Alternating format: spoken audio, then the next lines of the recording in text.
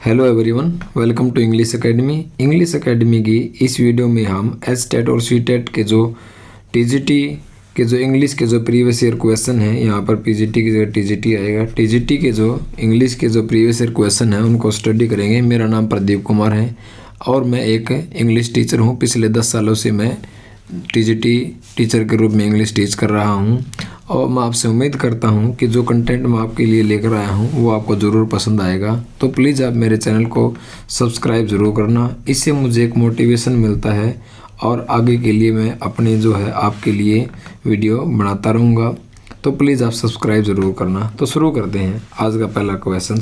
कुछ बच्चे पूछ रहे थे कि सर 2019 का 18 का ये प्रीवियस ईयर क्वेश्चन डाल दो। ये सारे क्वेश्चन वही हैं, बस मैं ये नहीं लिख रहा कि ये 19 का है, ये 20 का है, ये 21 का है, सारे उन्हीं के हैं ये। तो पहला क्वेश्चन है, what is the one thing that the child does not wish to become in the poem vacation. Vacation जो पोएम है, ठीक है, इसके अंदर जो बच्चा है वो क्या नहीं बनना चाहता। इस पोएम के अंदर बच्चा है ना, एक बार किसको देखता है, हाकर। ठीक है, घर में एक जो है एक हाकर आता है, बच्चा सोचने लगता है कि मैं घर के अंदर वो अपने आप को फ्री फील नहीं करता और सोचता है कि मैं हाकर बन जाऊं। ठीक है, फिर माली को देखता है कि वो बगीचे के अंदर काम कर रहा है, मिट्टी में सना हुआ है, यानी कि अपनी मर्जी से वो कार्य कर रहा है, तो फिर वो माली बनना चाहता है। उसके बाद फिर चौकीदार को देखता है तो चौकीदार बनना चाहता है। क्या नहीं बनना चाहता? टेलर नहीं बनना चाहता। ठीक है, तो एग्जैक्ट आंसर आ जाएगा टेलर। सेकंड क्वेश्चन है, identify the underline clause in the given sentence. यानी कि जो अंडरलाइन कर रखा है इसका हमने क्लॉज बताना है। He says that he won't go, he says that he won't go, he says what. What का जो आंसर होता है वो नाउन क्लॉज होता है। ही सेज वट, उसने क्या कहा? उसने कहा कि ही वोंट गो, कि यानी कि वो जाना नहीं चाहता, वो नहीं जाएगा। तो क्या आ जाएगा? Noun clause. वर्ब से जब वट लगा के आंसर करते हैं तो वट का जो आंसर होता है वो नाउन क्लॉज होता है। तो अगर आप वट लगा के आंसर करोगे तो आपका आंसर ये आएगा। तो ये क्या होगा? Noun clause. तीसरा क्वेश्चन है, fill in the blanks with correct option. हमने करेक्ट ऑप्शन बताना है।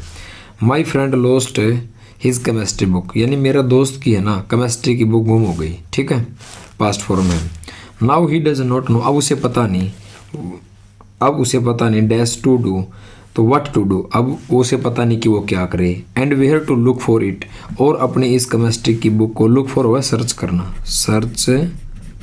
ठीक है, तलाश करना, ये फ्रेजल वर्ब है। ठीक है, वर्ब के साथ जब भी प्रपोजिशन आ जाए तो उसको फ्रेजल वर्ब कहा जाता है। तो उसको पता नहीं कि अब वो उसको कहाँ ढूंढे, तो व्हाट और वेयर आ जाएगा। एग्जैक्ट आंसर ए आ जाएगा। चौथा क्वेश्चन है, choose the correct active voice of the sentence given below. नीचे सेंटेंस दे रखा पैसिव वॉइस और उसका एक्टिव वॉइस क्या आएगा। ठीक है, my pocket has been picked, यानी मेरी जो जेब थी वो काट ली गई, पिक कर ली गई।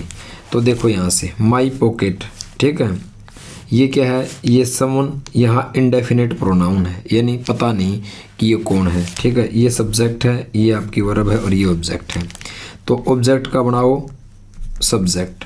ठीक है, तो क्या बनाया? माई पॉकेट ऑब्जेक्ट था, इसका बनाया सब्जेक्ट, तो ये हो गया माई पॉकेट। ठीक है, एज प्लस वर्ब की third form, has plus verb की थर्ड फॉर्म तो आ जाएगा has been picked. My pocket has been picked. आज समवन बाय समवन, अगर ऑप्शन में बाय समवन है तो समवन लिख देंगे, लेकिन है ना समवन के लिए बाय लिखने की ज़रूरत नहीं है, इंडेफिनेट प्रोनाउन है। तो एग्जैक्ट आंसर आ जाएगा माई पॉकेट। ठीक है, हैज़ बीन पिक्ड का आ जाएगा someone has picked my pocket, किसी ने मेरी पॉकेट को क्या कर लिया? काट लिया। ये ऑप्शन भी देख लेते हैं। बाकी आपको है ना ये एग्जैक्ट पता लगने के बाद ये करने की ज़रूरत नहीं है। डू यू नो, ये तो बिल्कुल भी नहीं आएगा। ठीक है, my pocket was picked, has been है तो वाज बिल्कुल भी नहीं आएगा। ठीक है, वाज तो है ना सेकंड फॉर्म के लिए आता है, वाज और were. Pocket was my pocket, picked my was my pocket, ये भी बिल्कुल गलत है। तो एग्जैक्ट ये आ जाएगा। पांचवा question, name the poet of the poem tree from the option given below. Trees जो पोएम है ये 7वीं क्लास से ली गई है। तो ध्यान रखना, मैंने अपनी वीडियो के अंदर ना जितनी भी 6ठी से लेकर के 10वीं तक की जितनी भी पोएम है, ठीक है, जितने भी लेसन है, सब के ऑथर और पोएट की वीडियो डाली हुई है, उसको आप देख लेना। आपके 5 नंबर कहीं नहीं गए।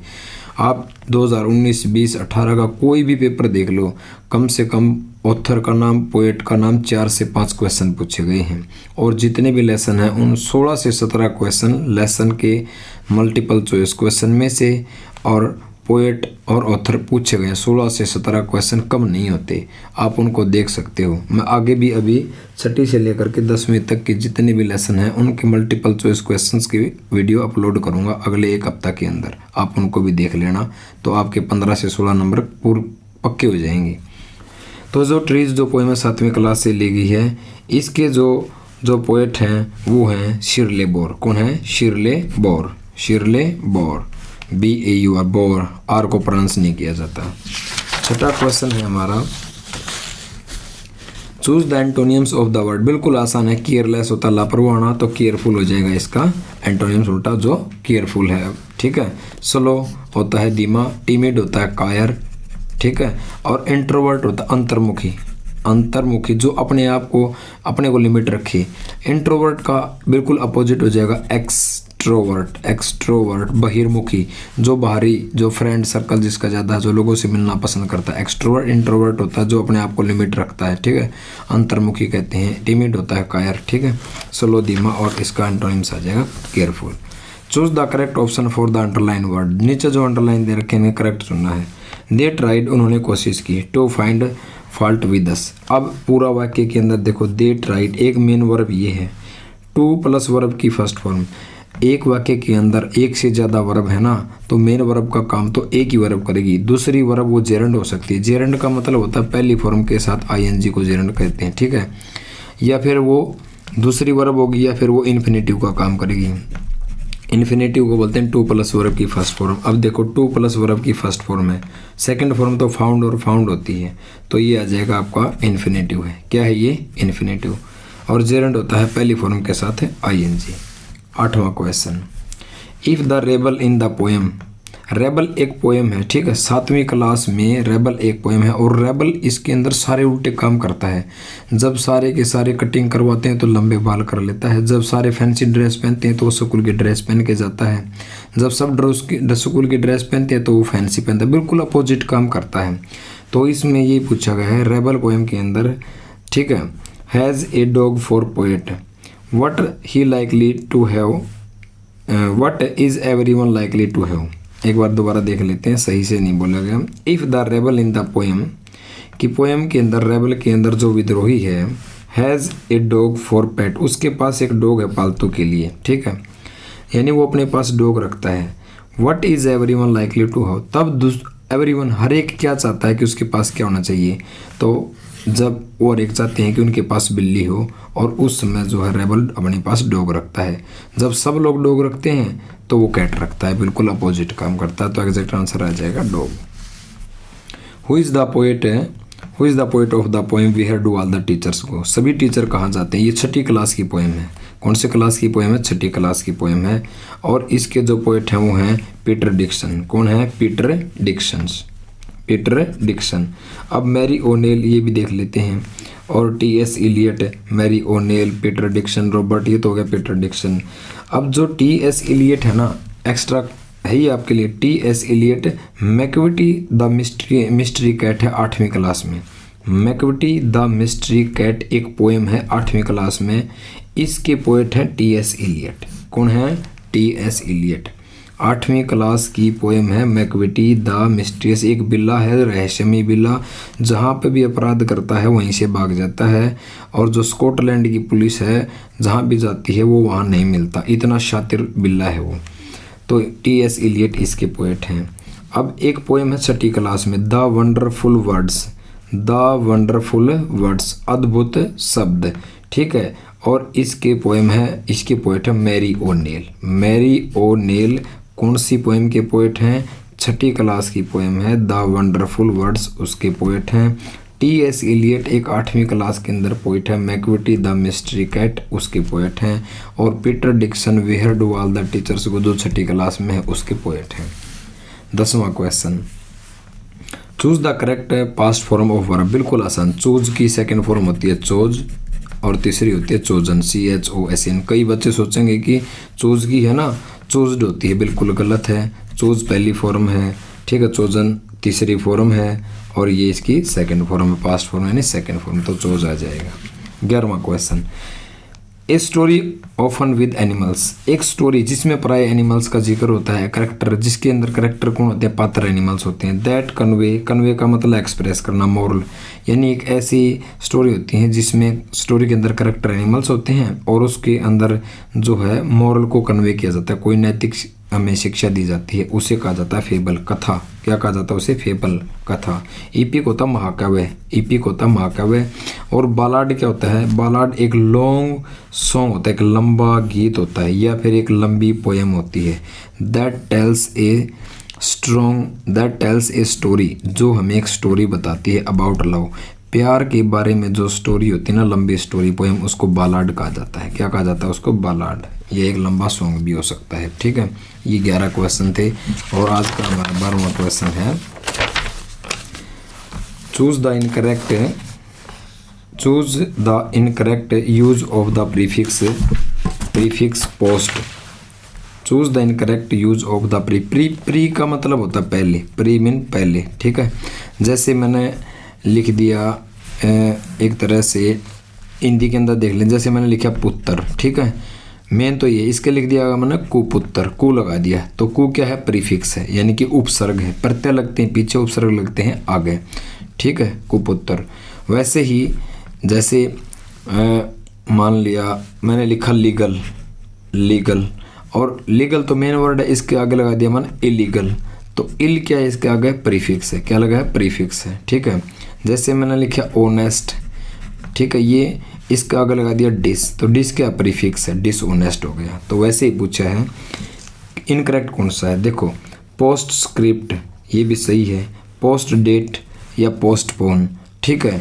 अगर मैं पोस्ट को हटा दूं, पोस्टिंग में पोस्ट को मैंने हटा दिया प्रीफिक्स को, तो क्या बचा, आईएनजी कोई वर्ड ही नहीं है, यानी कि जिस आगे समझ में। तो पोस्टपोन भी प्रीफिक्स है, यहाँ पर पोस्ट प्रीफिक्स का रूप कर रहा है, यहाँ भी पोस्ट प्रीफिक्स का, डेट मेन वर्ड है, इसका आगे पोस्ट लगा दिया, फोन मेन वर्ड है, इसका आगे पोस्ट लगा दिया, स्क्रिप्ट मेन वर्ड है, इसका आगे प्रीफिक्स पोस्ट लगा दिया, तो पोस्टिंग जो है ये गलत है। Choose the word with the correct accent, सही एक्सेंट चुनना है हमने। एबिलिटी, अब ये आपके ऊपर डिपेंड करता है, आपको जो फोनेटिक जो प्रोनाउंसिएशन वो कितनी अच्छी तरह से आती हैं। जो एबिलिटी को जब हम बोलते हैं तो इसको बोलते हैं एबिलिटी, यानी बी के ऊपर जो हम देते हैं, बी के ऊपर स्ट्रेस देते हैं बोलते समय, एबिलिटी, ठीक है। कौन से सिलेबल के ऊपर जोर देना है, इसका मैंने यहाँ पर फोनेटिक भी लिख दिया है। ए का उल्टी ई, बे का सिंबल बे, ई का सिंबल ये है, ले का एल ही होता है, फिर एबिलिटी और एबिलिटी, तो बी के ऊपर ये जो लगाया हुआ है, ये इसका मतलब बी पर ज़्यादा स्ट्रेस है, तो ये इसका सही प्रोनाउंस आ जाएगा एबिलिटी, यानी बी पर स्ट्रेस देंगे तो एग्जैक्ट आ जाएगा। ये यहाँ पर किसी पर भी स्ट्रेस नहीं, टी पर स्ट्रेस है, टी पर स्ट्रेस नहीं होता। यहाँ पर इसने स्ट्रेस ए पर दे दिया, ए पर स्ट्रेस नहीं होता। यहाँ इसने वाई पर स्ट्रेस दे दिया, वाई पर स्ट्रेस नहीं होता। एबिलिटी बोलते समय हम बी पर ज़्यादा स्ट्रेस देते हैं, तो ए ऑप्शन करेक्ट है, जो है सही है। 14वां क्वेश्चन है, who is the only woman in the world who has skilled mount Everest twice.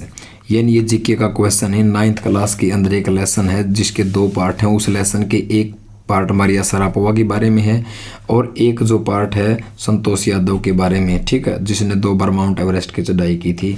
तो कौन सी महिला वुमेन है वर्ल्ड के अंदर जिसने माउंट एवरेस्ट की 2 बार चढ़ाई की, तो संतोष यादव है। ये 9वीं क्लास के अंदर लेसन है। 15वां क्वेश्चन है, he set up straight to eat a nut. He यानी एक गिलहरी है, यहाँ पर एक पोएम है 7वीं क्लास के अंदर। गिलहरी जो है जब उसको कवि पकड़ता है तो वो सीधी बैठ जाती है एक अखरोट नट खाने के लिए। He like to tease and play, वो लेखक को जब लेखक पकड़ता है तो वो जो एक कीकर का पेड़ है उसके ऊपर चारों ओर घूमती है, फिर ऊपर चढ़ जाती है और लेखक को चिढ़ाती है।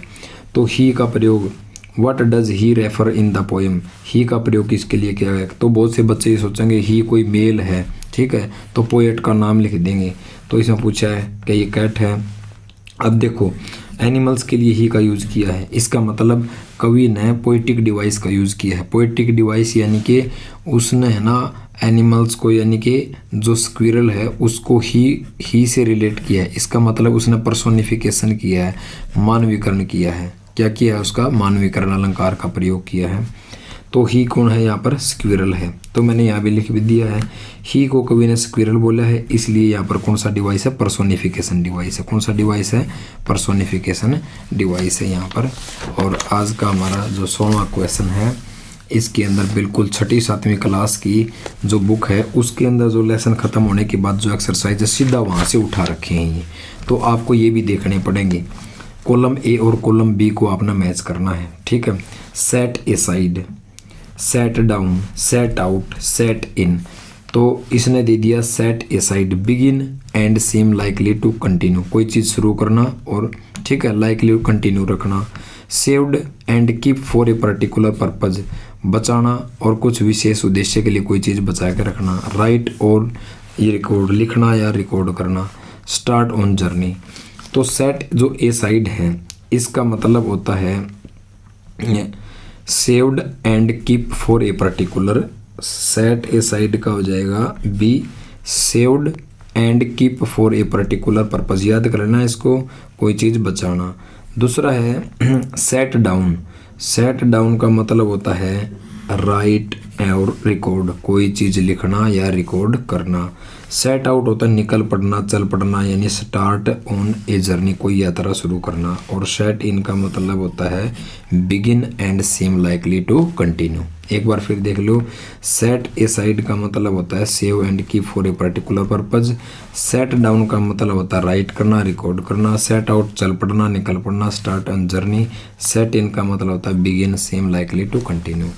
एक और वैसे का वैसे उठा रखा है, ठीक है। ये भी 6ठी से 8वीं तक की बुक के अंदर से उठाया है बिल्कुल। इसके अंदर फ्रेजल वर्ब को मैच करना है। कॉलम ए और कॉलम बी फ्रेजल वर्ब हैं ये, look into, look up to, look down on, look out, और ये दे रखे हैं इनके क्या क्या मतलब हैं। तो लुक इनटू का मतलब होता है इन्वेस्टिगेट करना। क्या करना? ये लगा देता हूँ मैं यहाँ D. Look into mean investigate करना। और लुक अप टू का मतलब होता है एडमायर करना, किसी की तारीफ करना, ठीक है। और लुक डाउन ऑन का मतलब होता है डिस्पाइज करना, किसी से घृणा करना, किसी से हेट करना, किसी से LOATH लोथ करना, ठीक है। घृणा करना, हेट करना, लोथ करना, डिसलाइक करना, ठीक है। ये होते हैं डिस्पाइज करना। और लुक आउट, ठीक है। लुक आउट का मतलब होता है बी केयरफुल या बीवियर, ठीक।